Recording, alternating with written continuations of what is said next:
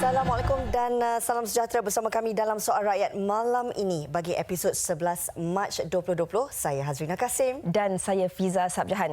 Malam ini kita bawakan satu topik yang bukan baharu tetapi topik yang menjadi kerungsingan bukan saja dalam kalangan masyarakat di Malaysia, malah telah pun mencetuskan panik global. Di mana sehingga ke hari ini sebanyak 114,000 orang seluruh dunia dijangkiti ataupun positif COVID-19 termasuk 4,000 nyawa terkorban setakat ini. Namun mengikut satu kenyataan yang telah pun dikeluarkan oleh Presiden China iaitu Xi Jinping sehingga semalam mengatakan bahawa wabak COVID-19 ini berjaya dibendung di republik tersebut dengan kes hanya di Hubei dan juga Wuhan. Di Wuhan sendiri kurang daripada 20 kes dilaporkan, malahan tiada kes baharu dilaporkan di Hubei dan juga di luar Hubei dan juga Wuhan. Tetapi Rina, kalau kita lihat pula di peringkat global ini, kita lihat di negara Itali itu sendiri di mana kes cukup banyak meningkat di negara Itali dengan sebanyak 10,114 kes yang dilaporkan positif dengan 631 jumlah kematian. Yang ini bukan sahaja menimbulkan rasa kerungsingan, malahan banyak lokasi-lokasi telah pun ditutup di sekitar Itali sendiri, manakala sebanyak 16 juta rakyat di Itali telah pun dikuarantin. Dan berbalik kepada di negara kita juga pastinya menimbulkan kebimbangan dalam kalangan rakyat sendiri kerana sebelum ini gelombang pertama jangkitan COVID-19 ini merangkumi 22 kes di mana daripada kes pertama hingga kes ke-22 semuanya sudah dilaporkan sihat dan telah pun di-discharge. Dan setelah 11 hari tiada kes baru. Namun gelombang kedua bermula pada 27 Februari lalu di mana wujud satu kluster COVID-19 dan ia membabitkan kes ke-26. Dan sehingga semalam negara mencatatkan peningkatan sebanyak 129 kes. Dan pastinya saya kira ini juga akan membawa kepada banyak persoalan dan juga keraguan dalam kalangan rakyat itu sendiri. Kita nak ketahui apakah sebenarnya yang perlu difahami oleh rakyat kita. Baiklah, dan hari ini kita nak kongsikan berkaitan COVID-19 pengesanan kontak rapat bersama dengan Dr. Alif Adlan Muhammad Tabit selaku pakar perubatan klinikal penyakit berjangkit Hospital Sungai Buloh. Apa khabar doktor? Khabar baik, alhamdulillah. Apa khabar Fiza, Rina? Sihat, alhamdulillah. Okey, kita kadang-kadang kita boleh melihat statistik melalui pembacaan. Tapi ada juga kadang-kadang apa yang dikongsikan, ditularkan itu kita tak tahu sejauh mana kebenaran maklumat tersebut. Jadi mungkin doktor boleh kongsikan kalau kita lihat kes kematian COVID di dunia ini semakin meningkat dan bagaimana pula sebenarnya kita harus tahu sebagai rakyat Malaysia tahap pencegahan di negara kita sekarang ini doktor. Okey, terima kasih Fiza. So jadi untuk COVID-19 ni kita nampak peningkatan kes yang amat drastik di negara China pada mulanya dan sekarang ini di negara-negara lain pula seperti di Itali. Dan kini di tanah air kita pun mengalami peningkatan kes dari segi laporan kes-kes yang positif. Jadi disebabkan itu langkah pencegahan sudah pun diketengahkan dan dari semasa ke semasa kita memberikan kesiapsiagaan langkah-langkah kesiapsiagaan untuk mencegah kes COVID ini. Jadi antara langkah-langkah yang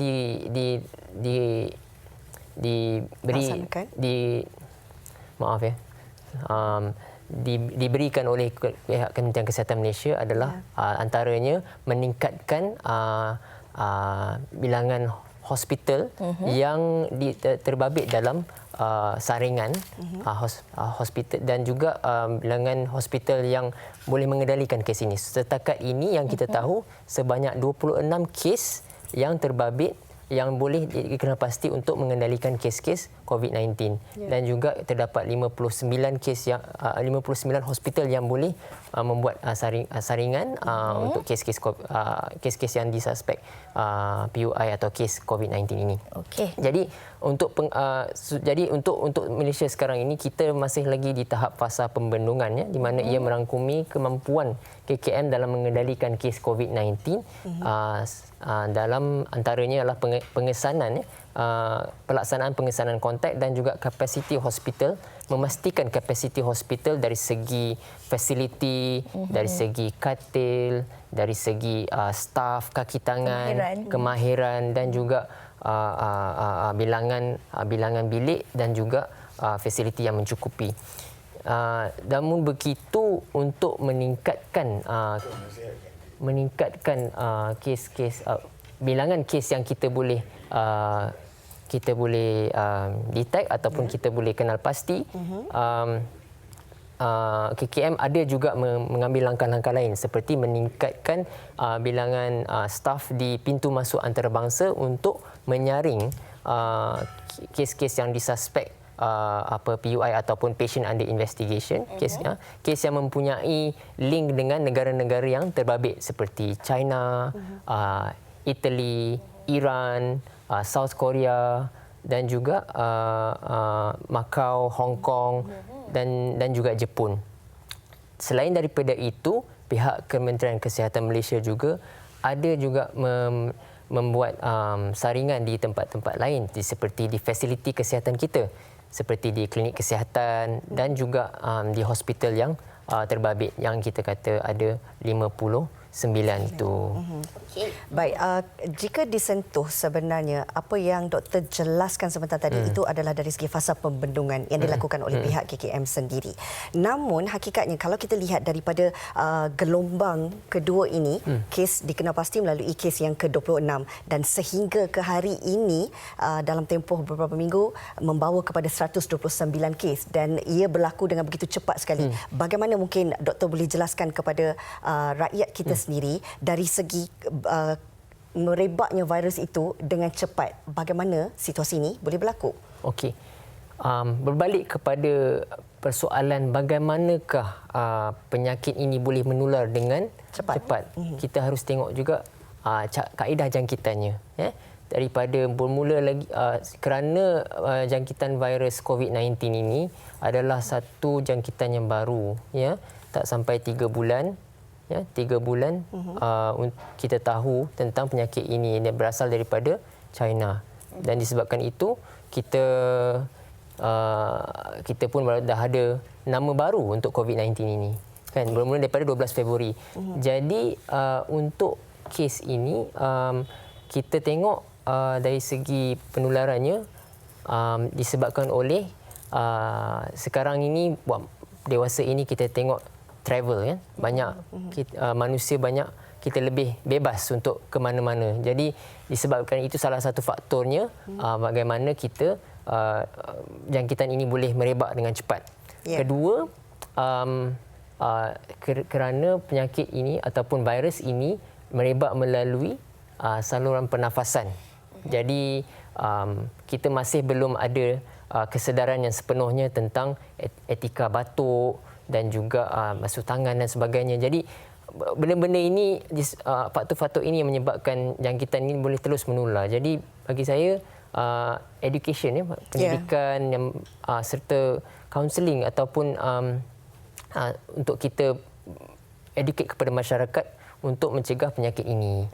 Jadi bila kerajaan kata kurangkan travelling ataupun ke luar negara, masih ada lagi mereka yang pergi.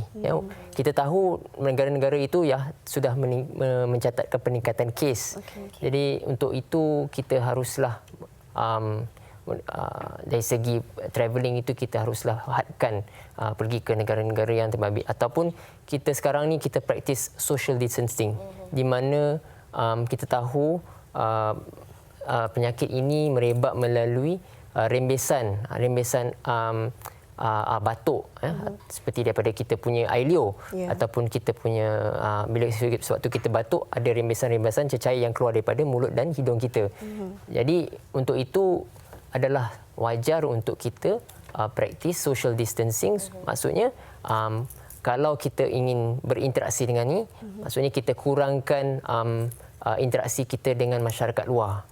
Maksudnya kalau ada kita nampak seseorang itu batuk, kita cuba jauhkan diri daripada dia. Sebab kita tak tahu, tak ada cara yang 100% yang boleh kita kata orang ini ada gejala COVID-19 sebab sekarang ni kita masih dalam proses untuk mengawal penyakit ini daripada menular dengan lebih luas. Berdasarkan daripada apa yang doktor kongsikan itu tadi, bagaimana cara untuk kita mengelakkan daripada wabak ini menular dengan lebih luas ataupun merebat dengan lebih cepat adalah dengan pendidikan, mengetahui dengan lebih lanjut tentang apakah yang dimaksudkan sebagai COVID-19 ini, langkah-langkah penjagaan kebersihan diri, kesedaran masyarakat dan juga social distancing itu sendiri. Tetapi kita nak berbalik pula kepada masalah simptom. Okey. Bila kita cakap tentang COVID ni, ada macam-macam yang dikongsikan di laman sesawang yang tular, yang mungkin ini juga merupakan berita palsu. Yang mana ada orang mengatakan bahawa hari pertama hingga hari ke-9 ada simptom-simptom sebegini. Jika anda ada simptom sebegini, bermakna anda berpotensi untuk mengalami COVID-19.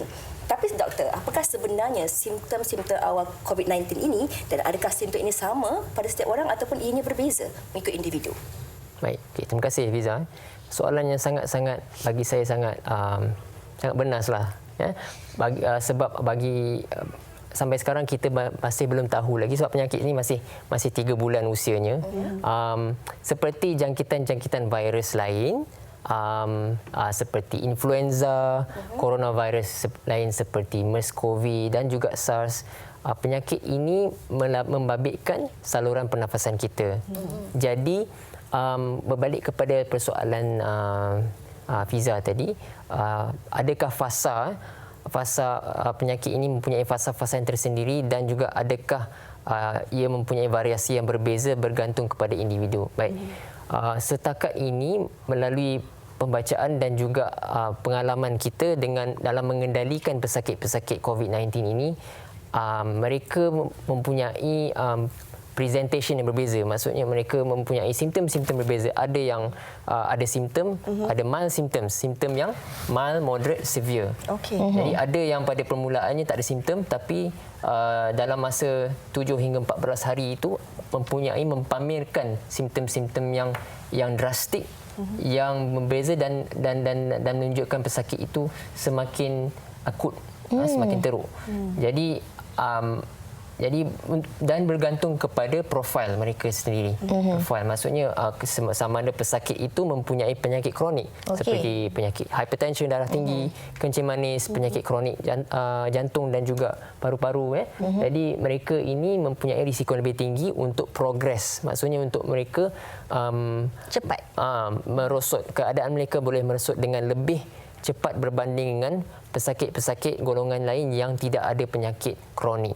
Jadi kita dari segi kadar kemerosotan seseorang pesakit itu bergantung kepada profil ataupun background history pesakit tersebut. Kita boleh nampak di situlah. Tapi dari segi bagaimanakah kita boleh tahu adakah hari ke-7 yang pertama mereka itu ada simptom tertentu, itu masih lagi di bawah penyelidikan dan juga masih dalam pemantauan. Tapi apa yang saya boleh beritahu setakat ini, dalam masa 14 hari itu, masalah 14 hari.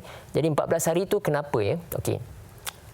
Kita pernah dengar tempoh inkubasi. Tempoh inkubasi adalah tempoh di mana seseorang itu mendapat jangkitan virus tersebut dan sehingga mereka menunjukkan simptom atau gejala. Jadi itu sebab secara logiknya mereka harus di bawah pemantauan atau berjaga-jaga dalam masa 14 hari.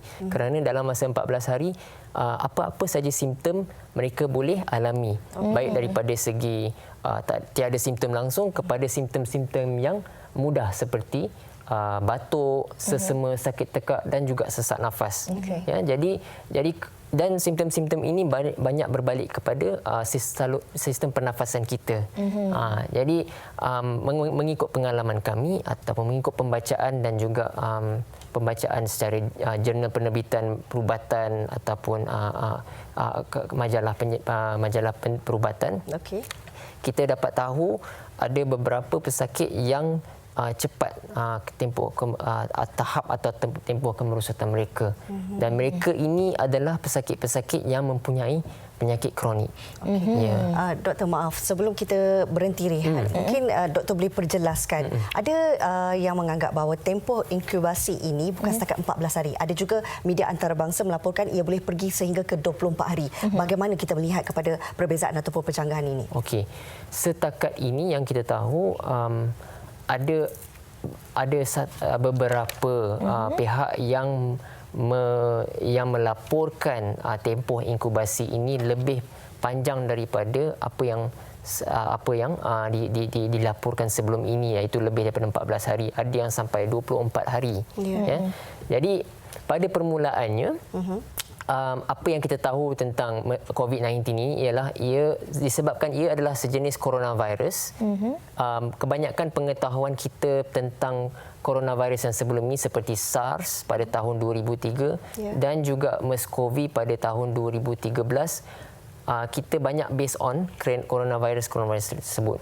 Jadi buat masa sekarang ini hanya ada beberapa atau mungkin satu atau dua laporan yang mengatakan tempoh inkubasi lebih daripada 14 hari. Tapi seperti mana yang diperkatakan tadi, disebabkan penyakit COVID-19 ini masih lagi di bawah penyelidikan, masih banyak lagi benda yang kita belum tahu tentang COVID-19 dan cara penularan dan juga tempoh inkubasi yang sebenarnya. Jadi kita berdasarkan apa yang kita tahu untuk kes-kes yang dilaporkan di seluruh dunia.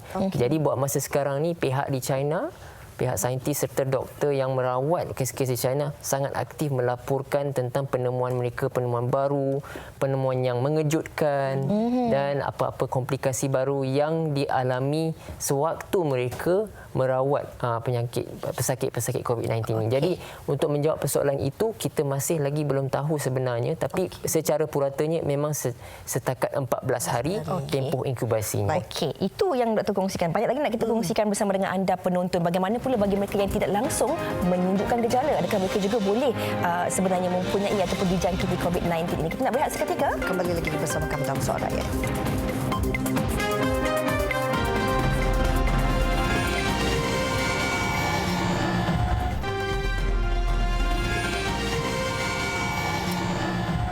Masih lagi bersama kami dalam Soal Rakyat, membincangkan isu yang menjadi keresahan dalam kalangan masyarakat kita hari ini berkenaan dengan COVID-19, pengesanan kontak rapat. Baiklah doktor, mungkin kita boleh kongsikan. Tadi doktor dah kongsikan tentang simptom-simptom itu sendiri, tempoh inkubasi dan sebagainya. Tapi kita nak melihat pula kepada kes-kes yang mana mungkin individu-individu ini sudah pulang daripada negara-negara yang mungkin berpotensi mempunyai jangkitan yang lebih tinggi. Tapi mereka telah pun melepasi tempoh inkubasi tersebut. Tetapi langsung tiada sebarang gejala ataupun simptom. Adakah mereka ini juga boleh sebenarnya berpotensi untuk dijangkiti COVID-19, doktor? Okey, baik. Terima kasih, Fiza. Mereka, sekiranya seseorang itu sudah melepasi tempoh inkubasi selama 14 hari, risiko untuk mereka dijangkiti ataupun menjangkiti orang lain itu adalah rendah. Okey. Jadi, andai kata melainkan mereka mempunyai kontak ataupun mereka mempunyai hubungan bersama kontak rapat. Maksudnya mereka bersemuka dengan kontak rapat tersebut yang ada positif COVID-19. Jadi sebab sekarang ni ada yang tular di media sosial di mana tempoh inkubasi lebih daripada 14 hari dan mereka masih lagi boleh dijangkiti, tak ada simptom, tidak ada simptom dan sebagainya. Jadi kita harus berbalik pula kepada apakah risiko lain. Jadi untuk seseorang itu disyaki mendapat COVID-19, kita ada definition kriteria kita untuk PUI ataupun patient under investigation. Patient. Maksudnya mereka mempunyai sejarah pulang daripada negara tersebut dan juga simptom. Jika sekiranya salah satu ataupun mereka mempunyai risiko yang mempunyai hubungan ataupun bersemuka dengan kontak yang positif COVID-19. Jadi dua risiko tersebut haruslah mempunyai simptom untuk kita suspek mereka adalah PUI. Maaf doktor, adakah ini dikategorikan sebagai local transition atau bagaimana? Okey, local transmission adalah di mana mereka tidak mempunyai sebarang sejarah pergi ke luar negara. Jadi mereka di mana mereka mempunyai hubungan ataupun mereka ada berjumpa dengan kes-kes yang positif COVID-19 tersebut dan mereka mempunyai, ada juga yang kita suspek tidak mempunyai simptom tapi mereka masih dalam tempoh inkubasi 14 hari selepas berjumpa dengan pesakit positif COVID-19 tersebut. Bila doktor menyentuh tentang kontak rapat dengan kes yang positif COVID-19 ini, mungkin untuk kita pencerahan kepada penonton kita, bagaimana sebenarnya kita nak klasifikasikan sebagai kontak rapat dengan yang positif COVID-19 ini? Okey, baik. Maksud kontak rapat dia adalah ada 7 ya. Satu, sama ada mereka duduk di sama rumah, rumah yang sama. Kedua, mereka mempunyai kontak terus dengan pesakit COVID-19. Kontak terus maksudnya mereka berada di tempat yang sama dan dalam jarak 1 meter dan selama 15 minit mempunyai interaksi. Itu berdasarkan kriteria yang antarabangsa yang kita dapat daripada ECDC. Ya. Dan yang ketiga ialah kontak terus tanpa perlindungan dengan pesakit yang mempunyai COVID-19 tersebutlah. Sama ada mereka batuk, bersin ataupun batuk dan bersin lah. Ataupun mereka bersalaman dengan orang lain dan tidak berbasuh tangan lah. Kemudian dalam persekitaran yang tertutup, maksudnya mereka yang kelas bilik darjah sama, bilik mesyuarat, bilik menunggu seperti bilik menunggu doktor di hospital. Dalam kereta? Dalam kereta, ya. Kerana ia dalam jarak 1 meter. Ya. Dan juga staf kesihatan atau makmal yang mengendalikan sampel-sampel COVID-19 tersebutlah.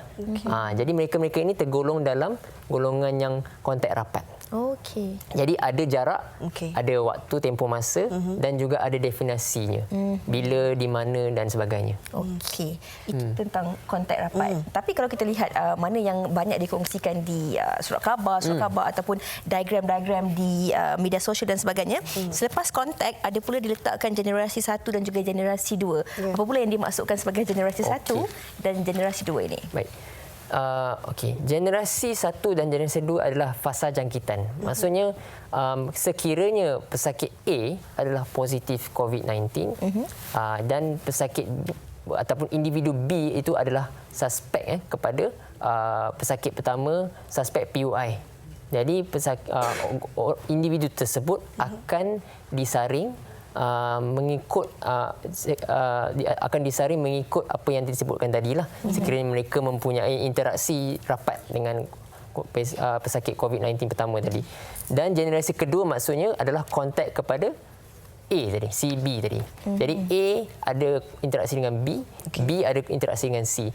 Tapi dari segi penyaringan kontak tersebut, C kepada B hanya akan dilakukan sekiranya B itu disahkan positif. Kerana jika disaringkan semua, mungkin akan menyebabkan kita akan saring orang yang tiada risiko dan juga sumber tiada keperluan, kerana sumber-sumber yang sepatutnya disalurkan kepada tempat yang sepatutnya mungkin akan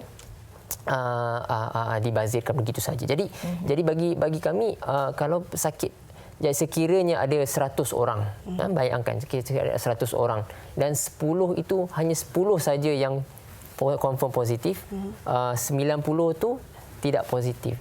Jadi bayangkan berapa banyak sumber dari segi tenaga, masa, kewangan dan juga fasiliti yang dibazirkan untuk saringkan semua. Jadi untuk memastikan pihak yang betul-betul perlukan saringan, kita mengikut garis panduan dan protokol yang sepatutnya untuk kami saringkan semua. Okey. Mungkin doktor juga boleh sentuh, adakah terdapat sebarang perbezaan bagi penularan kes COVID-19 ini bagi pesakit yang positif dalam gelombang 1 dan juga gelombang kedua ini? Ada perbezaan tak? Perbezaan dari segi penularan? Dari segi penularan, okey. Itu bergantung kepada simptom mereka. Ada juga kes-kes di mana kes positif COVID-19 itu yang disahkan positif tapi tiada simptom. Kita dapat kesan melalui saringan disebabkan mereka ini adalah golongan PUI. Mereka adalah kontak rapat kepada CA yang positif 19. Jadi ada juga kes-kes di mana mereka tiada simptom tetapi mereka positif. Jadi kenapa benda begitu, perkara sedemikian berlaku, kita masih juga tak tahu. Dan sama ada mereka ada potensi untuk menularkan atau maksudnya mereka boleh menjangkiti orang lain, itu pun masih dalam kajian. Kerana kita tak, tapi secara logiknya dan secara mengikut kajian perubatan ataupun informasi yang kita ada sekarang ni, mereka yang mempunyai gejala simptom adalah mereka yang adalah golongan yang paling tinggi risiko untuk menjangkiti orang lain. Okey. Tapi apabila mereka telah pun dijangkiti ataupun mereka yang dikategorikan sebagai suspek generasi pertama dan juga generasi kedua ini, berapakah tempoh masa isolasi ataupun kuarantin itu yang perlu dilalui oleh mereka? Mereka haruslah juga melalui tempoh inkubasi seperti yang kita tahu 14 harilah daripada tempoh mereka mempunyai kontak dengan si A itu atau kes yang disahkan positif. Okay. Akan tetapi sekiranya mereka ini mempunyai simptom, jadi tempoh inkubasi itu akan dipanjangkan lagi kerana mereka mempunyai simptom. Bermula daripada tempoh mereka mempunyai simptom. Okay. Jadi ia akan berbeza. Secara lazimnya mereka akan dikuarantin daripada tempoh mula-mula mereka mempunyai kontak dengan kes positif tersebut. Okay. Akan tetapi sekiranya mereka mempunyai simptom pada hari yang seterusnya ataupun pada hari ke-7, mereka akan dikuarantin daripada saat ataupun ketika mereka mempunyai gejala. Doktor, bagaimana sebenarnya dari segi pengesanan daripada pihak KKM sendiri berkenaan dengan pengesanan kontak rapat ini, dan bagaimana pula dari segi respon masyarakat kita dalam usaha untuk mengesan kontak rapat ini? Okey, pihak Kementerian Kesihatan Malaysia telah menjalankan banyak usaha dalam usaha untuk dan usaha untuk kesiapsiagaan untuk dalam fasa pembendungan ini. Antaranya sebab ini banyak kepada pihak kesihatan awam. Jadi saya sebagai pakar penyakit klinikal berjangkit, pakar perubatan klinikal penyakit berjangkit, bidang saya banyak menjurus ke arah penjagaan pesakit dan bukannya banyak kepada kes-kes pengesanan kontak lah. Okay. Jadi apa yang akan tetapi pihak Kementerian mengikut pengetahuan saya, pihak Kementerian Kesihatan dari segi usahanya ialah seperti mana yang saya cakap di sesi awal tadi, pintu masuk antarabangsa bagi golongan mereka yang bagi mereka yang keluar negara, travellers, dan juga untuk mereka juga telah mempergiatkan usaha untuk mengesan sebab sekiranya telah dapat berita bahawa seseorang itu telah disahkan positif, maka pihak Kementerian Kesihatan melalui bahagian kesihatan awam akan terus menjalankan usaha untuk membuat pengesanan saringan kontak untuk kontak rapat untuk pesakit, mereka yang ada kontak dengan pesakit COVID-19 tersebut. Jadi bagaimana ialah melalui fasiliti kesihatan meningkatkan staf dan juga pengendali staf kesihatan di fasiliti-fasiliti kesihatan tersebut, dan juga meningkatkan bilangan peralatan perlindungan kesihatan PPE yang kita tengokkan di media, supaya untuk dibekalkan kepada staf-staf kesihatan kita yang membuat persaringan. Dan seterusnya langkah Kementerian Kesihatan Malaysia dalam mempergiatkan usaha untuk membuat pengesanan dengan lebih rapi adalah memberi informasi yang terkini kepada masyarakat tentang bagaimana untuk membendung penyakit ini melalui penjagaan kesihatan, kebersihan diri dan sebagainya. Ya, jadi penting untuk kita mendapat maklumat yang betul untuk kita tidak mewujudkan suasana panik. Jadi adalah wajar untuk kita sebagai rakyat Malaysia percaya dengan usaha Kementerian Kesihatan untuk memberikan maklumat yang terkini dan tepat untuk membendung. Sebab kita sekarang ni masih lagi di fasa pembendungan. Selepas fasa pembendungan adalah fasa mitigasi, di mana kepentingan ataupun prioriti Kementerian Kesihatan itu akan dipindahkan ke tempat lain. Maksudnya untuk kita meningkatkan lagi kesiapsiagaan kita bagi mengawal wabak penyakit ini. Okey. Bermakna perlunya ada informasi yang tepat dan betul bagaimana kita sendiri sentiasa bersiap siaga untuk menjaga kebersihan diri dan juga kebersihan dan keselamatan mereka yang berada di sekeliling kita. Banyak lagi nak kita bincangkan, Rina. Dan pastinya kita nak berehat seketika, kembali lagi bersama kami dalam Suara Rakyat.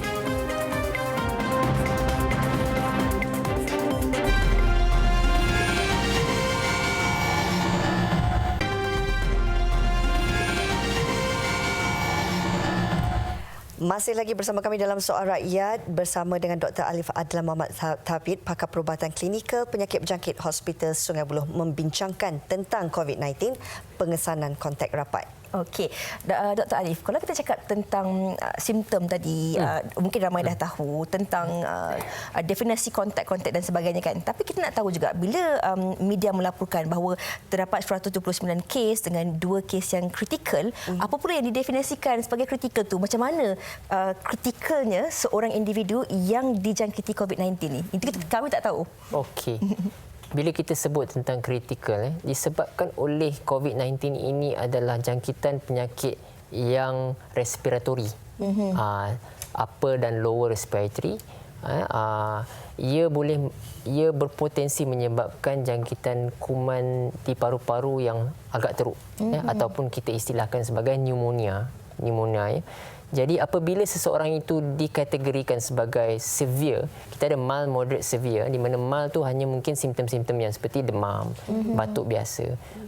Moderate adalah mungkin mereka mempunyai sesak nafas tapi di bawah kawalan dan mungkin memerlukan oksigen yang berparas rendah.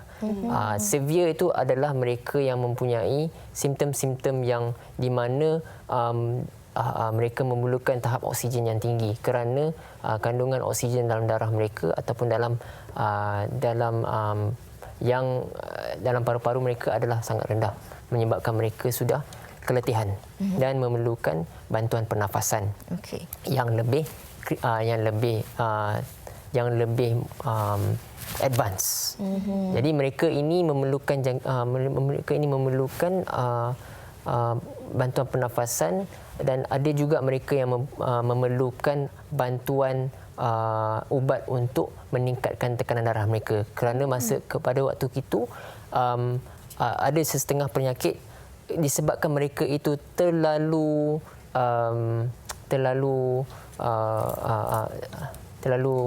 severe lah, sangat severe, teruk, menyebabkan tekanan darah mereka mempunyai adalah rendah, jadi memerlukan ubat untuk meningkatkan tekanan darah mereka. Disebabkan ada juga sebab penyakit ini kita tahu boleh berpotensi menyebabkan komplikasi kepada organ-organ dalaman lain. Selain daripada paru-paru, ada juga dilaporkan di China mereka mempunyai komplikasi dari segi jantung, di mana jantung mereka menjadi lemah dan memerlukan, dan disebabkan itu mereka tekanan darah mereka adalah sangat rendah, dan mempunyai komplikasi lain seperti buah pinggang,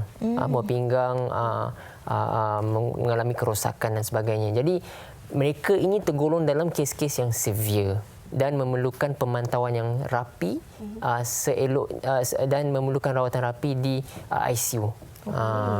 Doktor, berdasarkan kes yang dikendalikan oleh doktor ketika ini, bagaimana mungkin doktor boleh beri gambaran? Mungkin ramai dalam kalangan kita ingin mengetahui situasi sekarang ini atas pengendalian kes yang telah pun doktor jalankan. Okey, setakat ini kes-kes yang kita berbanding dengan kes-kes gelombang pertama, gelombang pertama, alhamdulillah mereka semua telah di-discharge dengan dan mereka semua adalah sihat dan discharge tanpa sebarang komplikasi. Tapi berbeza dengan gelombang kedua, ada juga yang mempunyai simptom-simptom yang berbeza dan komplikasi yang berbeza juga. Jadi kita masih dalam fasa untuk mempelajari bagaimana kes-kes ini menunjukkan simptom mereka ataupun bagaimana mereka mendapat sebarang komplikasi.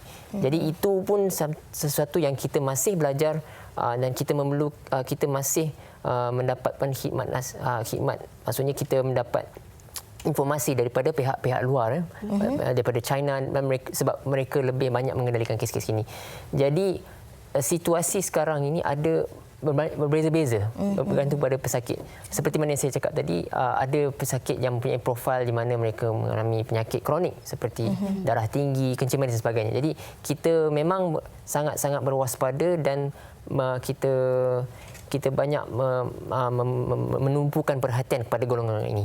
Dan ada juga golongan yang menampak komplikasi pada hari-hari yang selanjutnya. Maksudnya pada hari yang pada peringkat awal mereka tidak menunjukkan sebarang komplikasi, tapi ada juga yang mendapat komplikasi selepas hari ke-7 dan sebagainya.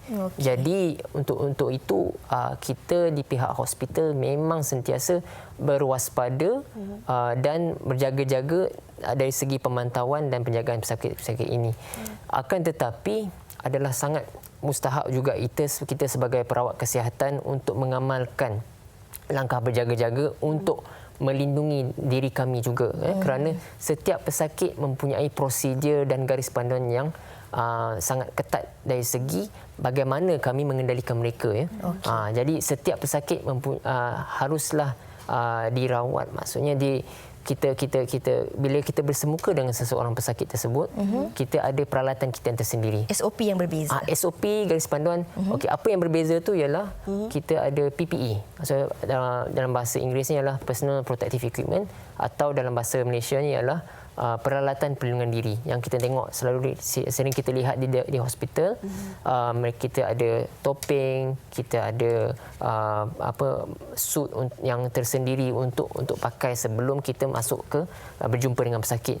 Jadi disebabkan itu untuk mengurangkan risiko pihak staf kesihatan daripada terjebak ataupun dijangkiti oleh pesakit yang kita rawat. Okey. Doktor dah kongsikan tentang situasi, tapi kita nak tahu juga selain daripada kaedah perubatan yang diberikan kepada pesakit, kita tahulah masuk hospital mesti diberikan perubatan. Ini antara faktor lain yang perlu juga kita ambil kira, kita lihat kepentingannya bukan saja dari sudut pesakit itu sendiri, tetapi juga kepada perawat-perawat kesihatan yang bertugas di hospital. Bagaimana selain daripada rawatan medikal yang diberikan, bagaimana pula dari segi sokongan moral, dari segi waktu rehat yang cukup untuk pegawai-pegawai kesihatan. Kalau kita lihat doktor pun bertugas hari-hari tanpa cuti kan. Jadi bagaimana itu keseimbangan antara sokongan moral dan juga mental yang diberikan kepada pesakit yang dikuarantin, yang tak dapat berjumpa dengan orang luar, dan juga perawat-perawat kesihatan yang berada di hospital, doktor. Terima kasih Fiza. Itu adalah satu aspek yang kita mungkin sering lupakan, sebab kita banyak menjurus ke arah aspek perubatan, rawatan pesakit dari segi ubat. Akan tetapi kita sebagai manusia, kita pun ada juga keperluan lain, dari segi mental dan juga emosi.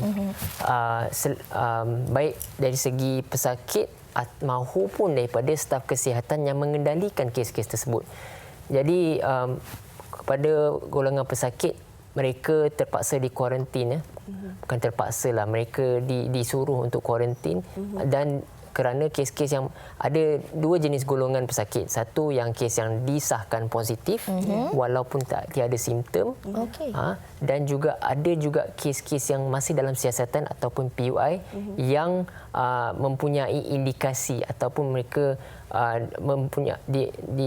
diharuskan untuk dimasukkan atau ditahan di dalam ward sehingga mereka sehingga kita dapat buktikan pesakit itu bebas daripada COVID-19 ini.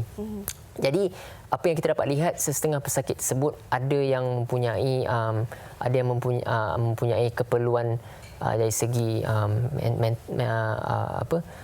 mereka mempunyai disebabkan mereka dipisahkan daripada keluarga yang tersayang kan, dan berjumpa dengan orang asing dalam ward yang mereka tidak kenal. Mereka juga ada ada juga yang mengalami mental stress, tapi masih dalam kawalan lah. Tapi pihak kita di pihak hospital, kita sentiasa peka dengan pesakit-pesakit ini.